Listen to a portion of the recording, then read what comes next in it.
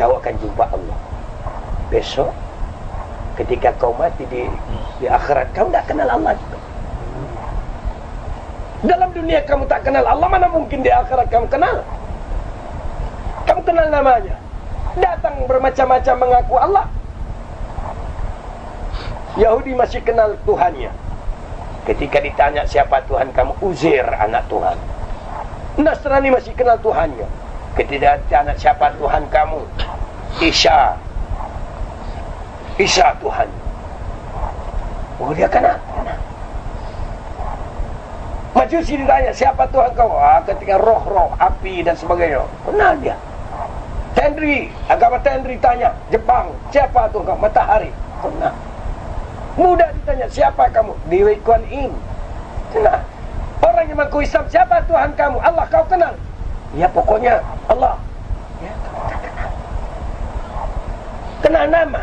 Maka itu kamu terpekik-pekik dengan nama, tetapi kamu tidak tahu Tuhan.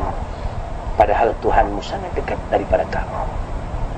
Orang yang kenal kepada Tuhan, ketika diucapkan nama Allah itu, bergetar hatinya, hancur hatinya, karena dia tak tahu Tuhan. Orang yang tak tahu Tuhan, dibacakan nama Tuhan, dia tenang-tenang saja, karena memang dia tak kenal kepada Tuhan. Mana mungkin dia takut kepada Tuhannya? Mana mungkin? Orang yang mengenal nama Allah, Ar-Rahman, Ar-Rahim, Al-Malik, Al-Quddus, bertakutkan kepada Allah? Tidak. Dia lakukan Huwallahul ladzi la ilaha illa huwar rahmanur rahim. Kamu hanya kenal dengan namanya, maka kamu lakukan dia. Makanya ketika kamu berkata Abdurrahman, orang yang kenal Abdurrahman takutnya karena kuasa Abdurrahman ada. Ketika di samping Abdurrahman mengucapkan Abdurrahman, yang kenal Abdurrahman itu dekat kamu itu. Ngapain kau kuat-kuat? Bukan Abdurrahman, peka, tuli. Tak tuli Abdurrahman itu. Nah, takutnya orang yang kenal Abdurrahman ini bukan kepalang, tapi yang kenal nama Abdurrahman, biar di sampingnya Abdurrahman, dia tidak tahu Abdurrahman. Begitulah kamu kepada Allah, kamu kenal namanya dan ciptaannya, tapi tidak kenal kepada Tuhanmu sendiri.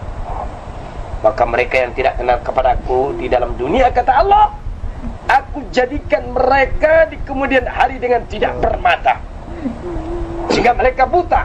Lalu bertanya kepada Allah, lalu dia bertanya kepada aku, kata Allah, ya Rabb, dalam dunia kamu ciptakan kami bermata, kenapa sekarang kau ciptakan kami dalam keadaan buta? Allah bertanya, untuk apa aku ciptakan kamu bermata?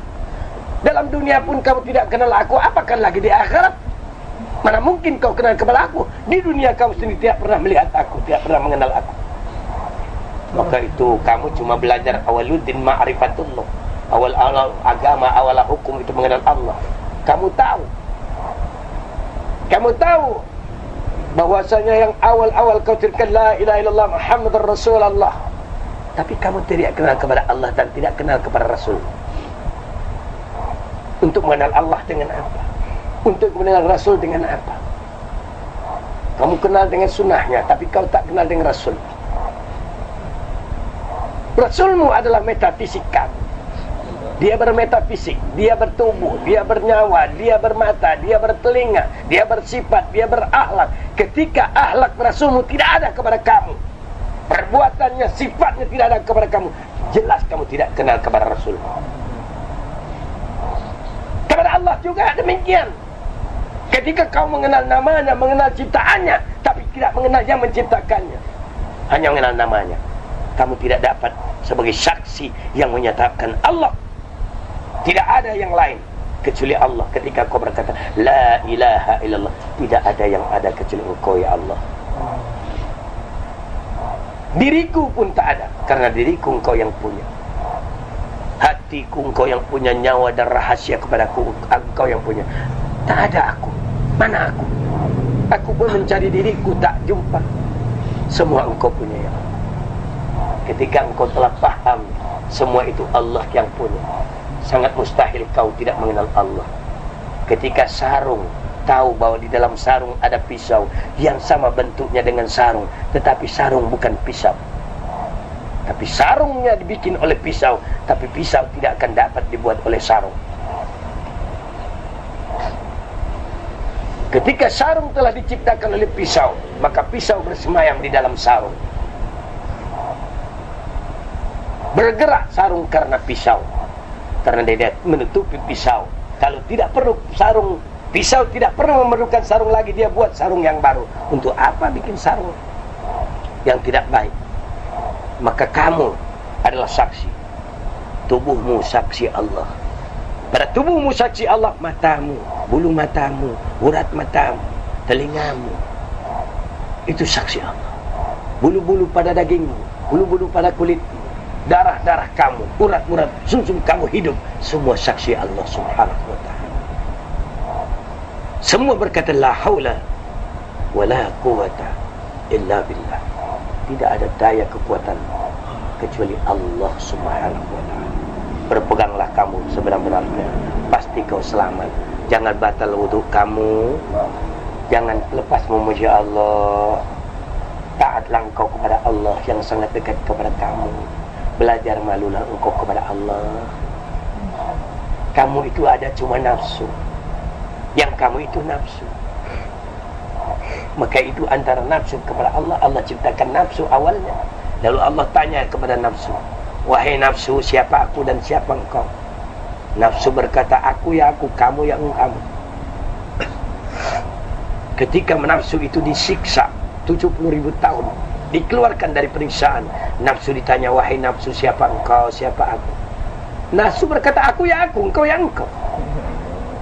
Kerasnya nafsu itu. Ketika nafsu itu direndam dalam air 70.000 tahun, dikeluarkan, ditanya nafsu, wahai nafsu, siapa engkau, siapa aku? Nafsu berkata, engkau ya engkau, aku ya aku. Ketika nafsu dibakar 70.000 tahun, ditanya nafsu, wahai nafsu, siapa engkau, siapa aku? Maka nafsu berkata, aku ya aku, engkau ya engkau. Ketika Allah puasakan nafsu, baru satu hari Allah tanya, wahai nafsu, siapa engkau, siapa aku? Nafsu berkata, Allahu Rabbi wa ana abduka ya Allah. Baru dia berkata, engkau wahai Tuhanku dan aku hamba engkau. Maka puasakan nafsu kamu supaya tidak ada ego kamu. Serahkan semua ini memang kepunyaan Allah, tidak ada milik kamu. Tidak ada milik nenek kamu, datuk kamu, kakek kamu. Mana ada? Semua Allah punya. Baru benar kau berkata la ilaha illallah. Tidak ada yang ada kecuali Allah. Ketika kamu berkata wa asyhadu anna Muhammadan abduhu wa rasuluh, wajib ada diri kamu, wajib ada jasad kamu. Dan di sanalah contoh-contoh Muhammad Rasulullah.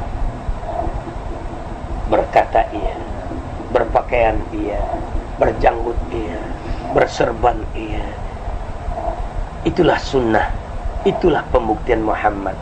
Dengan sunnah-sunnahnya yang kau laksanakan, ada pada diri kamu yang kau pertahankan, samalah engkau telah berjumpa Rasulullah sallallahu alaihi wasallam, dan pasti engkau berjumpa kepadanya. Amin ya rabbal alamin. Assalamualaikum warahmatullahi wabarakatuh.